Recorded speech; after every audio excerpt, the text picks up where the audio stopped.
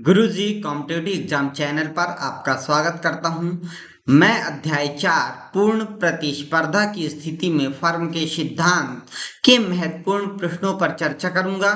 यदि आप पहली बार हमारे चैनल पर आए तो चैनल को सब्सक्राइब करना ना भूलें और अपने दोस्तों को शेयर करें और लाइक करना ना भूलें। देखिए यहाँ पर हम देखते हैं पहला क्वेश्चन, कीमत स्वीकारक व्यवहार किस प्रतियोगिता की विशेषता है। 2022 में क्वेश्चन आया था और आपको यहाँ पे देखना है अपूर्ण प्रतियोगिता, पूर्ण प्रतियोगिता, अल्पाधिकारी या स्पर्धा रहित बाजार, और सही जवाब होगा पूर्ण प्रतियोगिता।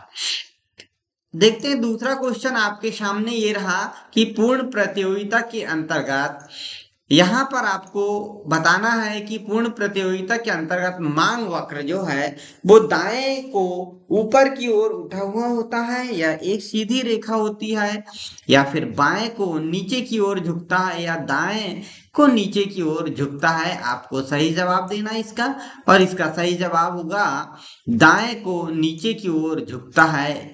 चौथा नंबर का ऑप्शन एकदम सही जवाब हो जाएगा। अगला क्वेश्चन आपके लिए कि पूर्ण प्रतियोगिता के अंतर्गत औसत आगम वक्र एक सीधी रेखा होती है, दाएं को ऊपर की ओर उठा हुआ होता है या दाएं को नीचे की ओर झुकता है या बाएं को नीचे की ओर झुकता है। और तीसरे का सही जवाब हो जाएगा एक सीधी रेखा होती है, उसे हम औसत आगम वक्र के अंतर्गत ये औसत आगम वक्र होगा। अब देखिए अगला कि आपको जो विकल्प है इसको सही बताना है। 2024 में क्वेश्चन आया था, लाभ के समान क्या होता है। आगम में से लागत घटाई जाती है या आगम और लागत जोड़ी जाती है, आगम में लागत का गुणा किया जाता है या आगम और लागत इक्वल होते हैं। तो इसका सही जवाब हो जाएगा आगम जो है इसमें से लागत को माइनस करते हैं तो हमें लाभ प्राप्त होता है। अब देखिए अगला, मूल्य निर्धारण का सूत्र नहीं है। इसमें से कौन सा मूल्य निर्धारण का सूत्र नहीं है बताना है। पहला, क्रेता इक्वल विक्रेता होगा, मांग इक्वल पूर्ति होगी, क्रेता इक्वल पूर्ति होगी या अधिसीमा इक्वल न्यूनतम सीमा होगी। और इसका सही जवाब हो जाएगा अधिसीमा इक्वल न्यूनतम सीमा होगी। मूल्य निर्धारण का सूत्र ये नहीं होगा। बाकी क्रेता और विक्रेता इक्वल होंगे, मांग और पूर्ति इक्वल होगी, क्रेता और पूर्ति इक्वल होगी, तभी मूल्य का निर्धारण यहाँ पे हो सकता है। अगला देखिए, पूर्ण प्रतियोगिता की अवस्था में कोई फर्म तब संतुलन की अवस्था में है जब MC इक्वल 0 होगा, MC इक्वल टोटल रेवेन्यू होगा, MC यानी marginal cost equal marginal revenue होगा या actual cost equal actual revenue होगा। इसका सही जवाब आपके सामने ये रहा कि marginal cost equal marginal revenue जो है यही पूर्ण प्रतियोगिता की अवस्था में होगा और फर्म संतुलन की अवस्था में तभी होगा। आगे देखते हैं, सम विच्छेद बिंदु यानी ब्रेक इवन पॉइंट कहते हैं, उस स्थिति में होता है जब total revenue equal total cost होगा या टोटल रेवेन्यू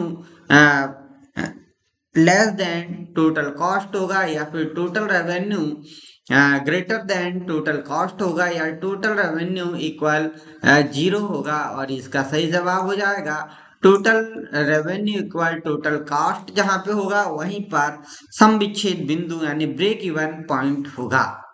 आगे देखते हैं 8वां नंबर का क्वेश्चन, सामान्य लाभ तब उत्पन्न होते हैं जब total revenue less than actual revenue, average revenue equal average cost या फिर average revenue less greater than average cost या total revenue less than total cost. तो यहाँ पे सामान्य लाभ आपको कब मिलेगा या उत्पन्न होगा, तो average revenue equal average cost जहां पर होगा वहां पर सामान्य लाभ आपको प्राप्त होगा। क्वेश्चन नंबर 9 में मूल्य और पूर्ति में संबंध है। यहाँ पे ये पूर्ति है, इसमें संबंध क्या है? समान है, विपरीत है, प्रत्यक्ष है, इनमें से कोई नहीं है। तो देखिए इनमें मूल और जो पूर्ति है, इनमें जो संबंध होगा वो प्रत्यक्ष संबंध होता है। आगे देखते हैं, नीचे मूल्य पर उत्पादक वस्तु की कम मात्रा में पूर्ति करते हैं तो लाभ की मात्रा समान होती है, अधिक होती है, कम होती है या हानि होती है। और इसका सही जवाब हो जाएगा कि यहाँ पर जो मात्रा होगी वो अधिक होती है। आगे देखिए, यहाँ पर 11वां कि पूर्ति निम्न में से किससे संबंधित नहीं है? स्थान, मात्रा, मूल्य या समय से संबंधित। तो यहाँ सही जवाब हो जाएगा स्थान से संबंधित नहीं है। क्वेश्चन नंबर 12 कि वस्तु का मूल्य बढ़ने पर पूर्ति घटती है, बढ़ती है, स्थिर रहती है, कोई प्रभाव नहीं रहता है। तो सही जवाब हो जाएगा बढ़ती है। और आगे यहाँ पे देखिए कि पूर्ति वक्र बाएं को ऊपर की ओर उठता है, दाएं को ऊपर की ओर उठता है, बाएं को नीचे की ओर झुकता है या दाएं को नीचे की ओर झुकता है। और सही जवाब हो जाएगा दूसरा ऑप्शन, दाएं को ऊपर की ओर उठता है। तो ये थे हमारे यूनिट 4 के महत्वपूर्ण क्वेश्चन। और ये अंतिम क्वेश्चन आपके सामने, बाजार पूर्ति सारणी निम्न में से किसकी सहायता से बनाई जाती है? बाजार की कुल पूर्ति से, व्यक्तिगत पूर्ति सारणी से, मांग एवं पूर्ति की सापेक्षिक शक्तियों से, बाजार की कुल मांग से। और सही जवाब हो जाएगा व्यक्तिगत पूर्ति सारणी से। तो ये था आज का अंतिम क्वेश्चन। आज के लिए इतना ही, मिलते हैं नेक्स्ट वीडियो में नई जानकारी के साथ और भी अगली यूनिट के साथ हम मिलेंगे। आज के लिए इतना ही, नमस्कार।